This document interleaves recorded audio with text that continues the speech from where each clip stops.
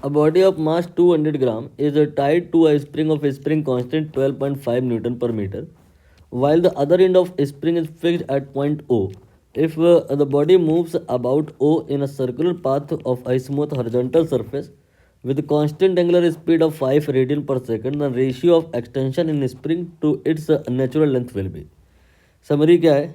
Summary ये है कि एक स्प्रिंग है यहाँ पे जिसके एक एंड को आपने फिक्स कर दिया है और दूसरे एंड पे आपने एक ब्लॉक अटैच कर दिया है।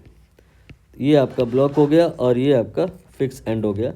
इस फिक्स एंड के अबाउट ये स्प्रिंग रोटेट करेगी हॉरिजॉन्टल सरफेस पे, स्मूथ सरफेस पे, कहीं कोई फ्रिक्शन वगैरह पिक्चर में नहीं है।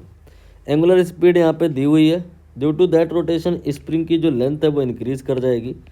यहाँ पर एक्सटेंशन जो हुआ है एक्स के बराबर है और ओरिजिनली जो लेंथ थी वो एल के बराबर थी। तो बताना यही है कि एक्स और एल के बीच में क्या रेशियो होगा। आई होप आपको पिक्चर क्लियर हो गई होगी। अब आप चाहें तो कर सकते हैं। तो आफ्टर ऑल यहाँ पर ये जो स्प्रिंग घूम रही होगी, ये जिस सर्कल में घूम रही होगी उसकी रेडियस एल नहीं होगी, वो एल प्लस एक्स होगी।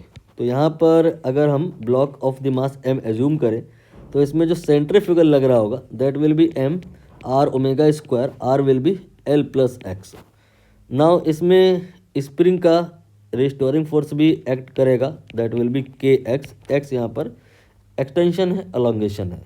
तो under the influence of these two forces m will be in balance condition, so we can से के एक्स या टेंशन जो स्प्रिंग का होगा will be equal to m l plus x and omega square. यहाँ से l plus x upon x ये निकाला जा सकता है, ये आ जाएगा k divided by m omega square.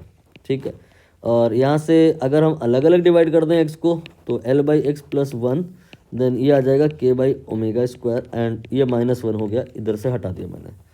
तो यहाँ से एल बाई एक्स जो आएगा that will be k minus m omega square and divided by m omega square.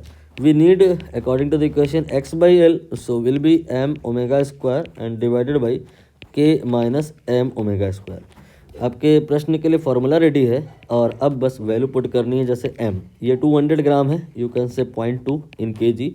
Omega ये आपका 5 है तो 5 का स्क्वायर ये 25 हो जाएगा एंड के ये प्रश्न में बताया है 12.5 है तो यहाँ पे 12.5 हो गया। और एम और ओमेगा स्क्वायर ये हमने अभी यहाँ पर सॉल्व किया है, ये 25 इंटू 2 ये आ जाएगा 5, तो यहाँ पे 5 हो गया।